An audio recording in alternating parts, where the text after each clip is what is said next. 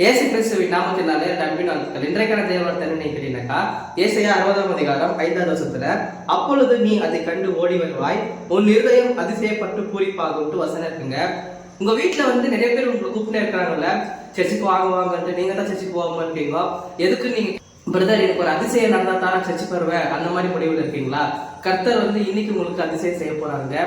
உங்களுடைய வாழ்க்கையில நீங்க நினைச்சு பார்க்காத அளவுக்கு கர்த்தர் மென்மேலும் உங்களை உயர்த்த போறாரு, அதிசயங்களுக்கான செய்ய போறாரு.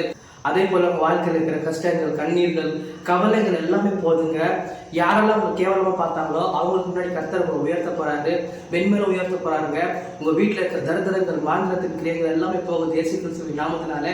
அதே போல உங்களுக்கு கடன் பிரச்சனையில இருந்து இன்னைக்கு விடுதலை வரப்போகுது. உங்களுக்கு வியாதியில இருந்து விடுதலை வரப்போகுதுங்க. எல்லா சூழ்நிலையும் மாறப்போகுது. இன்னைக்கு ஒரு அதிசயத்தை கர்த்தர் உங்களுக்காக செய்ய போறாரு.